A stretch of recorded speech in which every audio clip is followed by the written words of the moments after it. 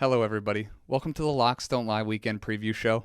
I'm your host, Tony Betts. Before we get to Tony NFL and Tony Nascar, why don't we go over our weekend that was? It was a great weekend in college football for the third weekend in a row as we finished 26, 22, and 1, plus 7 units on the weekend, but then we gave it all right back on NFL Sunday and Monday Night Football as we finished our week in NFL 30 and 34 minus 8 units. Weren't able to cash an outright in NASCAR. Brad Keselowski, thankfully finishing in 5th, was able to cash the top 5, top 10 to where we broke even on Sunday, down 5 units on Saturday. Not what you're looking for out of the weekend preview show. And it's time to move on to the next weekend and find the next winners. So let's bring in Tony Nascar. Tony Nascar, step on in here. Rough weekend last week, but we've had a great NASCAR season, as I highlighted earlier. Who do you like this week in the Xfinity Series? Yeah, Tony, we do love Martinsville over here, and even though it was a disappointing week last week, like you said, cannot complain about the season. It has been a great NASCAR season for us so far this year, and we can find a positive in almost anything, Tony. Noah Gragson winning last week cashes his ticket into the final race in the championship 4 at Phoenix, and he's our only championship future that we were able to get money down on. I only had Xfinity odds posted to win the championship at my book with about 3 races until the playoffs, so I didn't get a very good number, got plus 350. Hopefully you guys got something on Noah Gragson in the preseason, but I am heading into the Xfinity race at Phoenix. Very, very excited to have most likely the favorite to win the race as a championship future heading into the championship race. But we're at Martinsville this week. Let's take a look at the standings behind me. And if you look at these points, it's getting tight, Tony. You see the 2 drivers who clinched up there, and then you see the 2 drivers down here who they can't make it in on points. They have to win. Sam Mayer, Brandon Jones. They're coming into this race with the need to win attitude. All of these guys are coming into this race feeling like they need to win, but these guys up here, Allmendinger, Allgaier, and Austin Hill, all feel like if they have a good day and one of those other names I just mentioned have a bad day, they can make it in on points. Everybody's coming in trying to win, but there's these 3 guys that are coming in with some stage points in mind as well. Brandon Jones and Sam Mayer are coming in with race-winning mentality in mind. As we look at the odds behind me here, you can see it's the same odds we've been getting for the last 3 weeks, unfortunately. We got Noah at 2-1, Ty Gibbs at 3-1, and I'm pretty surprised to not see these a little bit closer. Ty Gibbs absolutely dominated this race in the spring and only got screwed by a late caution and then an excellent final 2 laps by Brandon Jones to win the race and getting booted out of the way in turn 4 to finish in 8th. That 8th is very misleading as it was the Ty Gibbs show here in the spring. And if it's posted near 3-1 at my book, I'm definitely taking some of Ty Gibbs this weekend. But Tony, we're not here to talk about favorites. No one likes to bet the favorites in NASCAR. So let's take a look down this list at the drivers I was just talking about earlier. Brandon Jones, 10-1. Coming into this race feeling like he has to win with his points situation. Won in the spring race. Give me some of Brandon Jones. Sam Mayer. He has been improving in his speed as the season goes on, and his best tracks this year, hands down, have been the short tracks. Almost cashed an outright for us at Bristol a couple weeks ago. I love the 12-1 on Sam Mayer, Tony. 10-1 on Brandon Jones. And then gotta put down a little bit on Ty Gibbs at 3-1. Tony, great stuff as always for the Xfinity Series. Why don't we move on to the Cup Series, the Xfinity 500? Who do you have for the Cup Series? Yeah, Tony, the spring race was widely looked at here as a very boring race here at Martinsville. It seems like these next-gen cars are just not very good on the short tracks. We're hoping it changes this week at Martinsville, but the way they've raced all year at short track, there's no reason to believe that these cars will race any other way. I believe track position is going to be absolutely key here, as you saw Chase Elliott and Bill Byron dominate this race as they started up front. Last week with Kyle Larson winning, only Joey Logano still has cashed his way into the championship 4, so all of these guys are nervous heading into this race and thinking that they need to win. Ryan Blaney, Christopher Bell, and Chase Briscoe are coming in with the attitude of race winning no matter what. 0% points racing. They are trying to lead lap number 500. As for Ross, Chase, Wild Bill, and Denny, they believe that they need to win to advance into the next round as well. They don't want to take any chances, but you could see some points racing in the middle of the race to try to gain a little bit of cushion in between these guys, as these guys are tight in every point matters. I could see some audibling and going for points racing and then just deciding you're going to finish in 5th, but that's going to be all right for you because the other guy isn't going to win. This race is going to be crazy, Tony, and I cannot wait for it. You look at the odds behind me, and I'm just looking at 4 drivers from 2 different teams. Wild Bill, Chase Elliott, Ryan Blaney, and Joey Logano. The 2 guys out of Hendrick and the 2 guys out of Penske. They dominated this race in the spring. Looking at their green flag speeds and late in-run speeds, Penske has been dominant fast at these short, flat type tracks. There's really not a comparison track to Martinsville. Martinsville is Martinsville, but it's such a driver's track. If you're good at Martinsville, you're good at Martinsville. Ryan Blaney, Joey Logano ran up front and in the top 5 all race in the spring, as well as Wild Bill Byron and Chase Elliott leading damn near every single lap out of the 500 laps from that race. All of these drivers, though, that I just mentioned, the books are respecting and put them within 10-1. So if we're trying to go below 10-1, get some long shots that we want to sprinkle on, there's 2 drivers I want to talk about. First, the Dinger, the Road Ringer, AJ Allmendinger. For some reason, Martinsville correlates pretty well with road courses. You're not going to use any road course into your handicapping of Martinsville whatsoever, but when you're watching a Martinsville race, you see a lot of drivers who are good at road courses are also running up front at Martinsville. I'm not exactly sure the reasoning behind that. It most likely has to do with how you can attack the braking zones in your driving style and how you can take advantage of other cars into braking zones. The Dinger has also been on fire as of late since he announced that he's going full-time in the Cup. Was running in the top 5 to top 10 all race at Miami, Tony. I like AJ Allmendinger. Maybe not for an outright, but I do like a top 5, top 10, maybe even a top 3 sprinkle. A guy I do want to highlight all the way down here at the bottom, though, is AD3. Austin Dillon, Tony, drove from the back to the front in this race, finishing 3rd in the spring race, starting 23rd.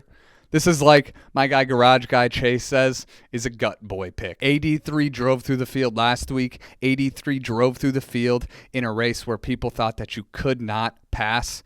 AD3 40-1 to win, 10-1 top 3, 5-1 top 5, even money top 10. I like AD3 this week at Martinsville. Call me square for it.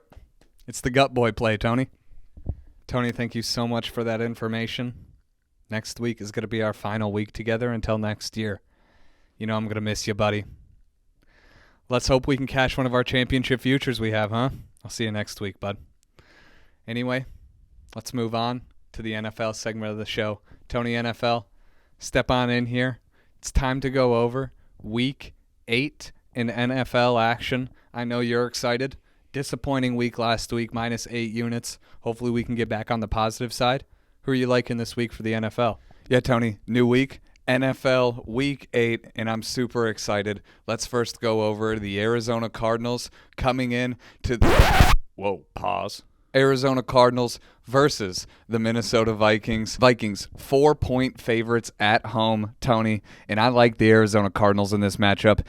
This line started at 6. It's since been bet down to 3.5. I still like it at the 3.5. Anything over a field goal I'll take, even though I do believe the Arizona Cardinals most likely can win this game outright. I like the trends for Cliff Kingsbury, and I believe this is a good buying low, near the low of the Arizona Cardinals and selling high on the Minnesota Vikings, coming off a bye week, 5-1, but that record does not reflect how good the Minnesota Vikings are. They are not a very good football team, Tony, and I do not like this defensive coordinator that Minnesota has. I think DeAndre Hopkins and Kyler Murray are going to be able to take advantage of this Minnesota defense. Kyler Murray is a different quarterback with DeAndre Hopkins on the field, and it was proven once again last week as Kyler Murray got his first QBR of over 100 posted last week. DeAndre Hopkins' first game played last week. The stats with DeAndre Hopkins on the field are pretty crazy as well. Kyler Murray, 9-2, completing 71% of his passes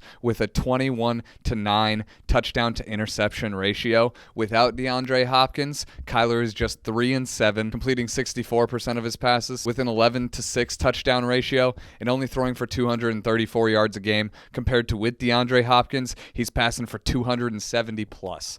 I love the Arizona Cardinals this week. +4, +3.5. I might even come to a sprinkle on the money line by the time the game kicks off, Tony. The trends for Cliff Kingsbury also back it up. Cliff Kingsbury on the road is 19-7-2 against the spread. As a dog, he's 21-9-2 against the spread. And as a road dog, Tony, it gets even better. 15-3-2 against the spread, covering by an average of 10 points and winning his last 8 road underdog games outright. Give me the Arizona Cardinals +4 this week, Tony. Well, that's an interesting pick there, Tony, going against your Minnesota Vikings, but why don't we move on? Who's your second pick of the weekend? Yeah, Tony, for my second pick, let's get ugly. Let's bring back out Tony unders. Jets, Patriots, under 40.5. Divisional unders have been absolutely cash this season, going 25-10. What the fuck is going... Tony, stop! Ah!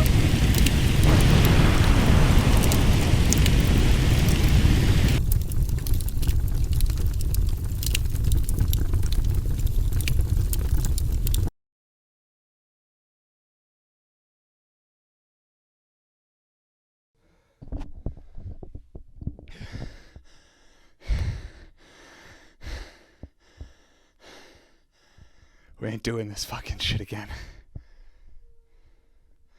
We're not doing it. We're moving on to the official card.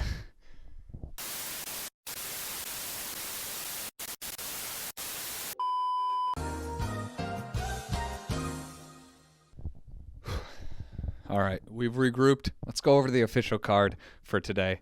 First, we've got 3 bets going live tonight at 8:30. We got ECU +3.5, then a couple parlays with their money line. We got them parlayed with the Akron money line, very small. And then we got them parlayed with the Commanders money line, which you might see coming up here a little bit later. Let's move on to our NASCAR picks here for tomorrow, as we've got for the Xfinity race 3 bets, half of a unit on Sam Mayer and Brandon Jones, both above 10-1. Both like those numbers anywhere above 10-1. And then we've got one of the favorites, Ty Gibbs at +300.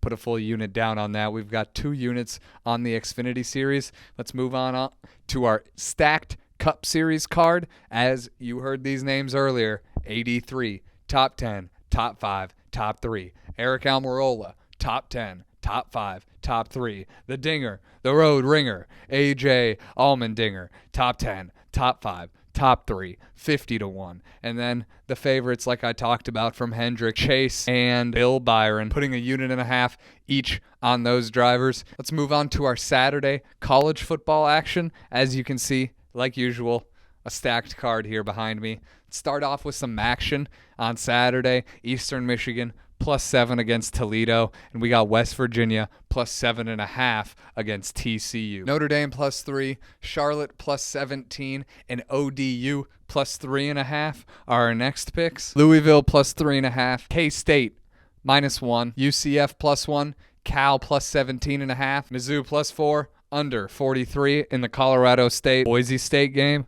That one's going to be ugly. Michigan State +23 against in-state rivals Michigan. Going back to the mine, shout out Miner Nation, UTEP -1.5, and the under 44.5 in San Jose State, Nevada. Final thing for college football right here, we got our round robin YOLO parlay. Hopefully we can hit 4 out of 5, 3 out of 5.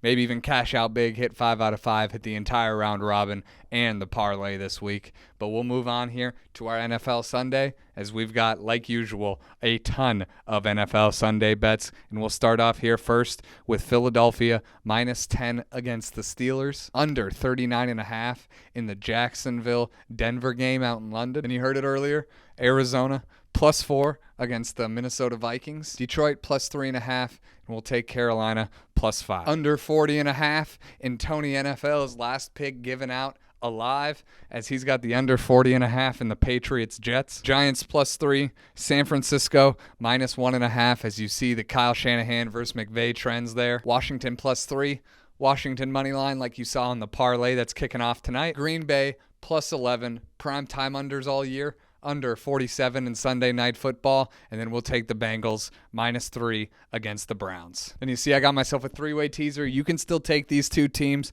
tease them up two ways as long as you get through the 3 and the 7 and get yourself up to 8. -120 is the only price you're going to want to pay. Anything more than that, and you're getting ripped off by your book.